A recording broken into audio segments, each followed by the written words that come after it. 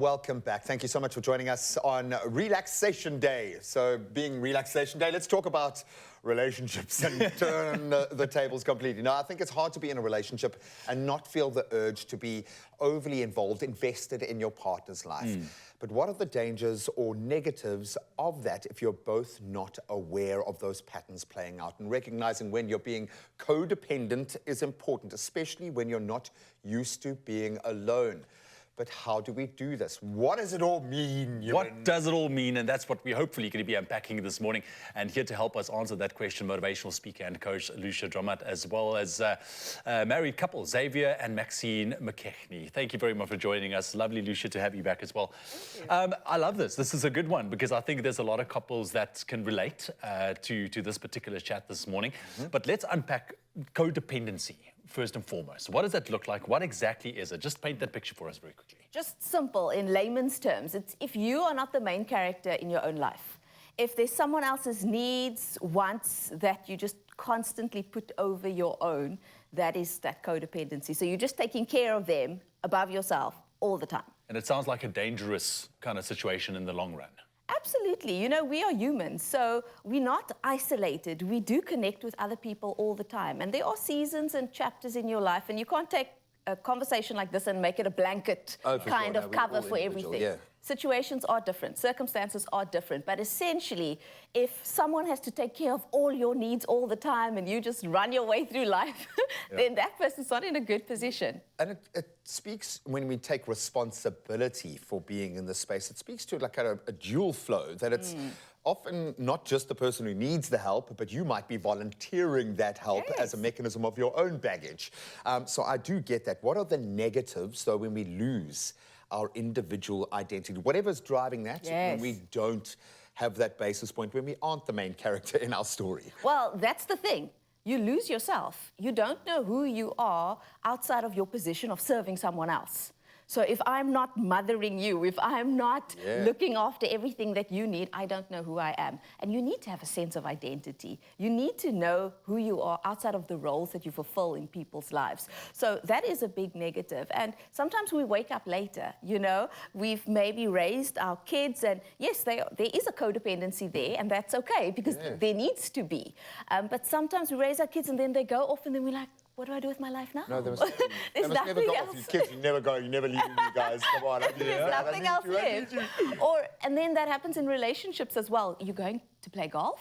Oh, you're going to go out with the girls? You're going to, you know, and then like, what do I do with myself? You're gone. I need you around. And that is the negative side. And it puts an extra burden on the other people that they have to fulfill your constant need to be there. Aside from everything else going on. And it's not to say that we don't go through seasons where you need to rely on each other, when someone needs to carry that kind of the helm. So it's not about that. It's about this being an extended. That is the thing, because we know, like, you know, when a new relationship is formed, you know, you want to be together all the time. It's fun, it's exciting, but in the long run, you know, when life gets in there, when the family starts growing, that togetherness all the time, we can see, we just spoke about it, there are some negatives concerned to it. But I want to chat to you guys very quickly, Xavier McKenzie. So you guys have been sitting nicely quiet there.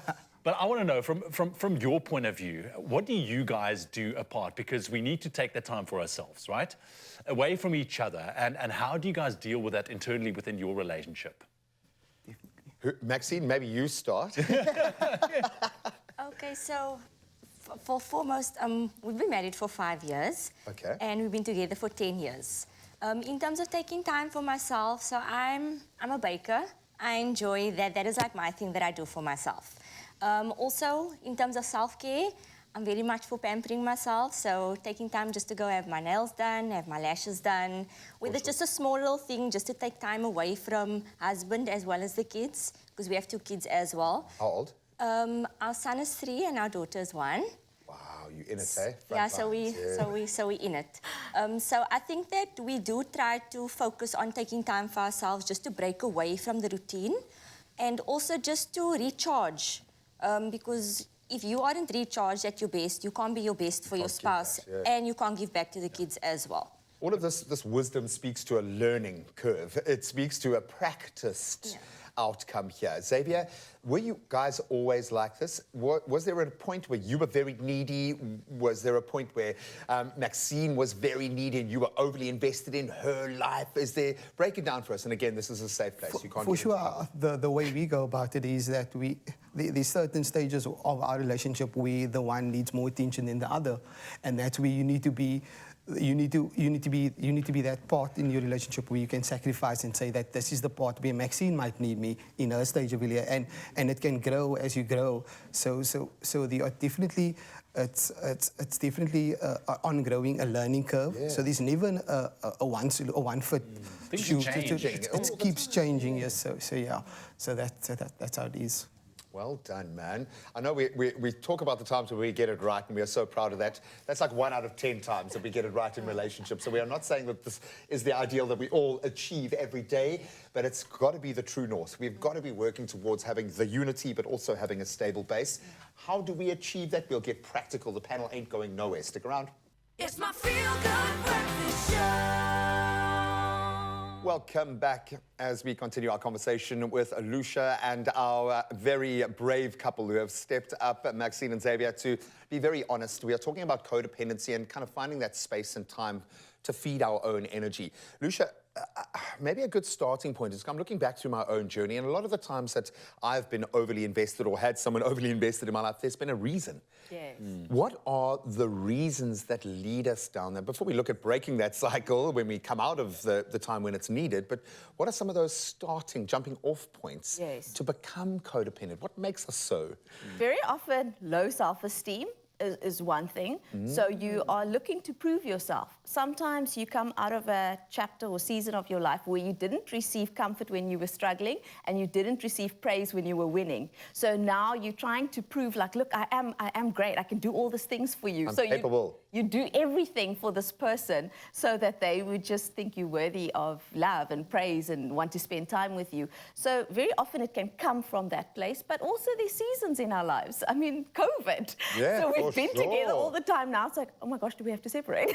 We were in the bubble. The whole world was in the bubble. Yeah. And so life happens. So it can be different seasons and chapters of your life. But essentially, if the individuals are growing, the unit's growing. So you just want to make sure you're looking after you and you're doing your best life thing, and so that you as a unit could also be doing your best life thing. That notion of put the oxygen mask on your own face before you help someone else, otherwise you're going to pass out and help nobody. Yeah, and we know this. So if you are in a committed relationship, especially, it benefits you to take that time for yourself because everybody recharges differently. Everybody has experienced stress and anxiety in a different way. It could be different stresses out there. But for the two of you, I want to chat. You've been married for 5 years now. You mentioned that you've been together for 10 years. Have there ever been a time in your life where, and in your journey as well, where you felt that I need to take time for myself, but you kind of felt awkward or bad doing it, or just kind of bringing it about or discussing it with your partner? Was this an issue at any time or particular time in your relationship for you? Because I know it can be difficult because the other person might say, like, okay, but why? But we can do it together. Okay. So I think for me, when the kids were both born, as a new mom, you do have that mom guilt that settles in. Oh, for sure. And I think that from Xavier's side, he's helped me to sort of overcome that quite well, where he tells me, listen, I think that you need to take some time for yourself, and to actually encourage me to also do some introspection, just take a bit of hit the reset button, just get time for myself. And I think that also has made a big difference in our relationship, because by taking time for myself, I could give back and put back and be a better version of myself for him and the kids. So he's really controlling, is what you're saying. He's really controlling, and he just comes and tells you how to live your life. Yeah, he just tells me all the time. No, but kudos to you, because I think I rely on my wonderful wife to step in when I can't do things for myself. Often I can't make decisions because I'm not built that way, and she can step in and be hardcore and say, no, but you need to do this. You're pushing too hard there. You do it because she knows me almost better than I know myself, which is a beautiful thing. But Xavier, maybe from your perspective, how much better are you when you feed yourself? When you take that time, what benefits have you gotten out of paying yourself first. in Yes, that sense. definitely. The way I see it is taking care of yourself is of utmost importance. I mean, I look at the kids. If I don't look after myself, how can I be a better parent? Yeah. How can I be a good parent if I'm not healthy, if I'm not top of mind, if I'm not emotionally stable? How can I be that support system or be that supporting role for my son and for my daughter? So to me, taking care of myself, it's of utmost importance, and it's one of the key things in a relationship. And it sounds like, you know, the two of you, I want to say you've got to figure it out, because I know that you are, you know, obviously growing, but that there's this understanding between each other's different needs, which I think is super important when it comes to, we're talking about codependency. Just from your side, just last words in terms of, you know, maybe couples out there struggling with codependency. How do we bridge that gap? How do we get into it to make it a positive and not a negative? Because we do know it can be damaging and it could put a lot of pressure on one individual in a relationship. I think that we also have different personalities. So sometimes you get an introvert and an extrovert that come together, and the extrovert needs to fill their bank by going out and living life, and the introvert's like, no, let's stay in. Let's watch a series. And I think you can tick each other's boxes. Okay, tonight we watch a series, tomorrow I'm going out. But you have to give both the room to fill their needs. So if your needs are, I need to go out, I need to go play soccer with the guys, I need to go shopping with the girls, then sometimes you just need to do that. And you need to find a space where you can enjoy yourself and live out what's important to you. And if the other one is gaming all night or watching a lot of series on their own or painting alone in their room, that's their thing. That works for them. So identify what you enjoy before you totally forget what you enjoy and you only enjoy what the other person enjoys. Sometimes we are chasing feelings. So there's a feeling when we're together. And so I chase that feeling, so I always want to be together, instead of learning how to cultivate those feelings for myself. How can I make myself feel good? Right. How can I make myself have fun? Yeah. How can I get myself in the right state of mind, as opposed to depending on the other person to continually put me in that vibe? Just cultivate your own vibe. And I think you do that by spending time doing the things that you enjoy. That feed you, and you'll be healthier for it. We talk about the mental health and the strain and the pressures that are on us at the moment. A lot of it stems from, I think, the fallout from COVID, of us not being able to disconnect from that bubble. But it's a work in progress, yo. Don't judge yourself too harshly. Certainly don't judge your partner too harshly, okay? The world will do that. Keep the judgment out of the conversation and make it exactly that, a conversation. If you're not talking about it, your partner will not understand or know that you're going through something. So just don't always assume they know what's going on or they've got you. Talk, explain, and if you need to, speak to someone like Lucia who can just break it down for you. But hopefully this has helped, guys. Thank you so much for being open and honest with us. I'm dying to know who informs the fashion out of the two of you, because they've got that right. But hopefully this has helped you guys as well.